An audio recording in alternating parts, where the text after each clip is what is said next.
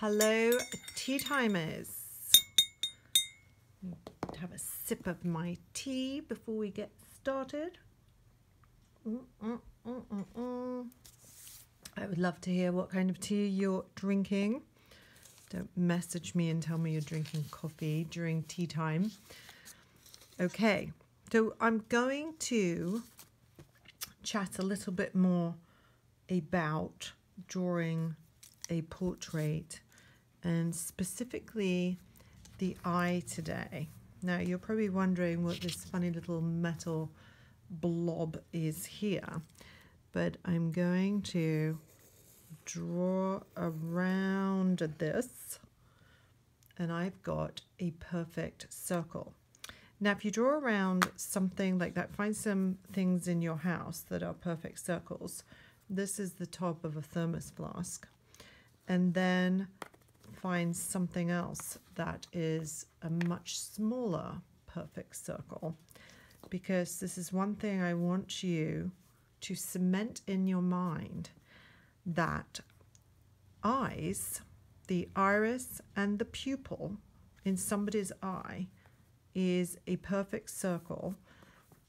The iris is a perfect circle and the pupil is a perfect circle. And the other thing is that the pupil is exactly in the middle of that iris.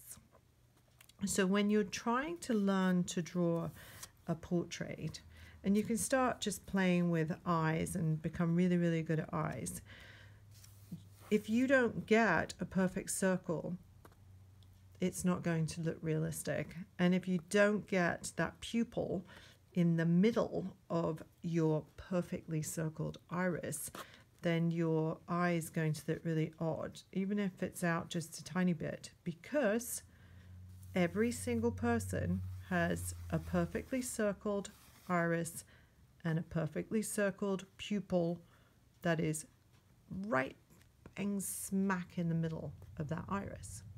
So sometimes a drawing can be really, really realistic, and one tiny little thing like that can be off, and you're not quite sure why you don't really like that drawing, but that might be the reason why. Now there's something else that you will want to know about drawing an eye.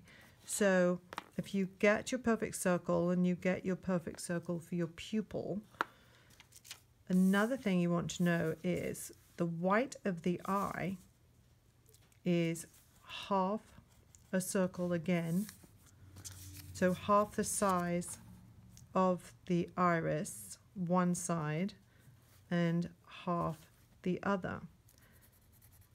That makes up the white of the eye, not all the eyelid, lower lid and everything on top, but that is as far as it will go either way.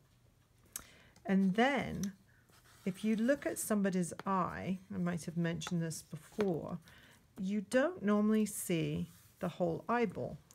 So here's a picture of an example. If you see nearly all the eyeball, this is actually my number 4 child when she was a baby. She's going to kill me when she finds out I did this. But she looks like a crazy, manic, nutty baby because her eyes are so widely open. And there's her calm, serene sister above her with more of a normal expression.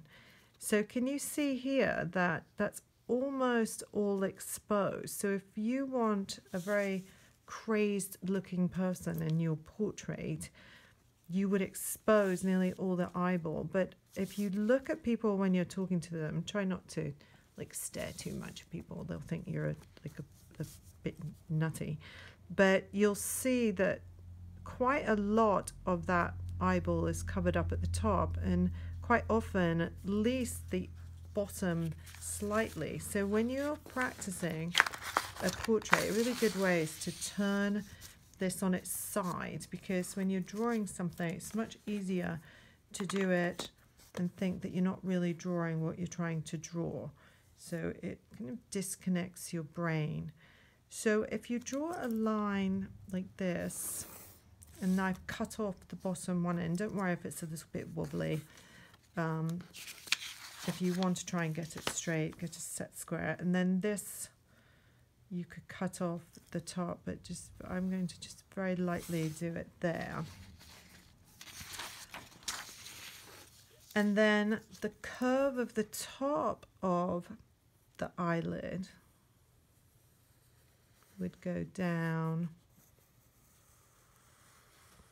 Now this side you would have, this would be, that would be the white part, but everybody has a little tear duct.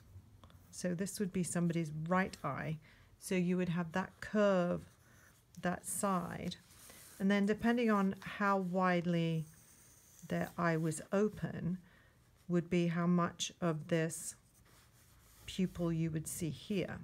So this could either be like this, but here's another mistake people make. For realistic portraits, if you want to just do any eye that doesn't really look like an eye, then you can do anything you want. As I always say, there's no wrong or right, but if you want somebody's eye to look like an eye, this lower part of the eye is not one line. So go and look in the mirror and you will see that this is actually almost like a little shelf on the lower part of the eye. And you will see here that this area here will catch the light and you will see a very, very pale, almost white skin here when you're looking at someone's face. This is very, very bright. So here's one of the things that people normally do. They just do a line for the bottom of an eye, and it's not actually one line. And then above the eyelid, the eye pupil area here, so you've got, this is where your eyelashes are, and then above that is your eyelid. So people's eyelids are different. You've got people with very shallow ones that you hardly see, like when we get older and we get saggy eyelids, or you've got people that have higher ones. So every person is different, but they're all very, very similar. And if you follow those dimensions, you will get something that looks like an actual eye. So have a go and practice. Sorry, I rambled on today. Remember, when you do that middle dot, it has to be exactly in the middle.